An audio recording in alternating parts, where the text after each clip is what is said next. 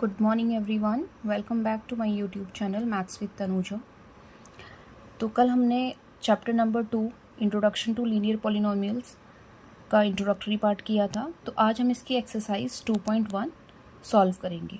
ठीक है, so let's start. First question है, find the degrees of the following polynomials. ठीक है, तो हमें ये जो पॉलिनोमियल्स दिए हुए हैं इनकी डिग्री फाइंड करनी है।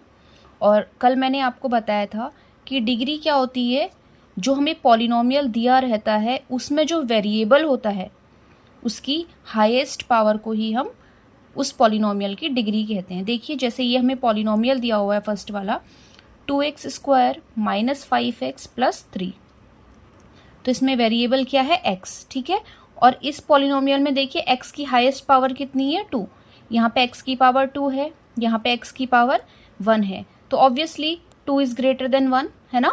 तो इस पॉलिनोमियल की डिग्री क्या हो जाएगी 2। ठीक है, तो हम कहेंगे कि degree of this polynomial is 2। ठीक है, अब हम चेक करते हैं इसका सेकंड वाला। ठीक है, इसमें है y³ + 2y - 1। ठीक है, तो इस पॉलिनोमियल में वेरिएबल क्या है y, और y की हाईएस्ट पावर कितनी दी हुई है इसमें 3, तो इस पॉलिनोमियल की डिग्री कितनी हो जाएगी 3। ठीक है, अब देखिए नेक्स्ट पॉलिनोमियल जो हमें दिया है, क्या दिया हुआ है -9। ठीक है, तो ये कांस्टेंट पॉलिनोमियल है क्योंकि इसमें वेरिएबल नहीं है, सिर्फ नंबर प्रेजेंट है ना। तो अब जब इसमें वेरिएबल ही नहीं है तो फिर हम डिग्री कैसे बता सकते हैं, है ना, क्योंकि हमें क्या होता है, जो वेरिएबल होता है उसी की हाईएस्ट पावर को हम डिग्री कहते हैं। अब इसमें वेरिएबल ही नहीं है तो दैट मीन्स इसकी डिग्री क्या हो जाएगी, सिंपली 0। ठीक है, तो डिग्री 0 हो गई इसकी। अब ये नेक्स्ट देखिए, नेक्स्ट पॉलिनोमियल है आपका 4z - 3। ठीक है, इसमें वेरिएबल क्या है z, और इसकी हाईएस्ट पावर कितनी है 1, तो degree of this polynomial is 1। Is it clear? चलिए, अब देखिए नेक्स्ट है आपका right polynomials of degrees 1, 2 and 3। ठीक है, तो हमें फर्स्ट डिग्री का पॉलिनोमियल लिखना है, एक ऐसा पॉलिनोमियल लिखना है जिसकी डिग्री क्या हो 1 हो, यानी कि जो भी हम उसमें वेरिएबल लेंगे उसकी पावर 1 होनी चाहिए। ठीक है, तो हमने ले लिया 2x + 9। ठीक है, तो देखिए ये एक पॉलिनोमियल है जिसमें वेरिएबल x है और x की हाईएस्ट पावर कितनी है 1 है, तो ये क्या हो गया, डिग्री 1 का पॉलिनोमियल हो गया। ठीक है, अब अगला हम लेंगे डिग्री 2 का पॉलिनोमियल। तो इसमें हम जो भी पॉलिनोमियल लिखेंगे उसकी हाईएस्ट पावर कितनी होनी चाहिए 2, तो हम x² वाला कुछ ले लेंगे, x² - 2x + 1।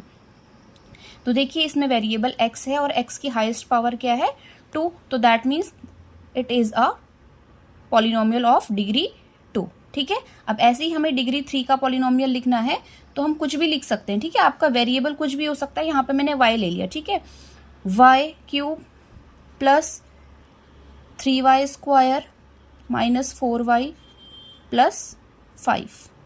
ठीक है, तो ये एक पॉलिनोमियल है जिसमें वेरिएबल y है और y की हाईएस्ट पावर 3 है, दैट मीन्स ये एक 3 डिग्री का पॉलिनोमियल है। ठीक है, चलिए अब चलते हैं नेक्स्ट क्वेश्चन थर्ड की तरफ।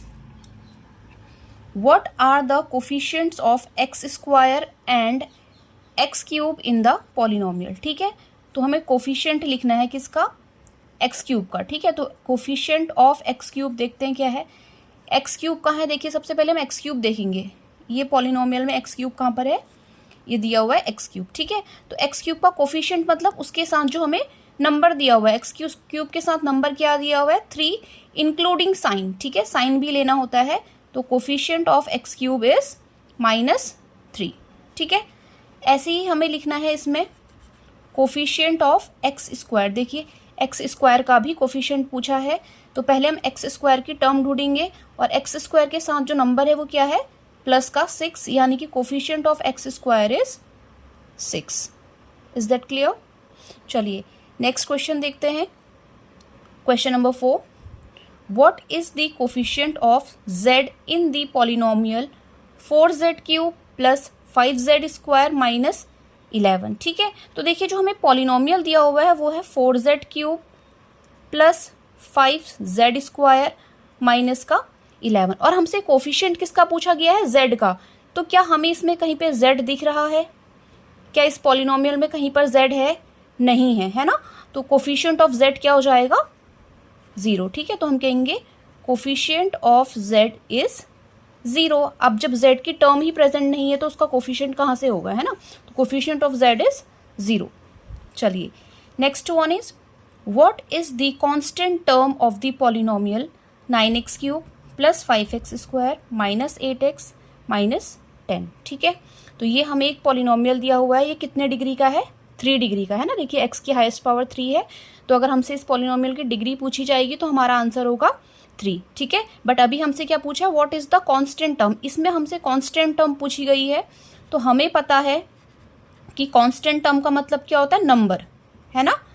तो कांस्टेंट टर्म क्या है, इसमें जो नंबर दिया है वो क्या है, 10, और 10 के साथ हमें साइन भी लेना होता है। मैं बार बार रिपीट करती हूँ कि we have to include the science as well, ठीक है। आपको साइंस का बहुत ध्यान रखना है, अगर आप साइन को इग्नोर करते हैं तो आपका पूरा आंसर गलत हो जाएगा। तो हमारी कांस्टेंट टर्म इसमें क्या आएगी, माइनस का 10, ठीक है। तो इसी के साथ हमारी एक्सरसाइज 2.1 कंप्लीट होती है। अगर आपको कहीं पे कोई डाउट है तो please write down in the comment section, मैं नेक्स्ट वीडियो में आपका डाउट क्लियर कर दूंगी, ठीक है। So thanks for watching.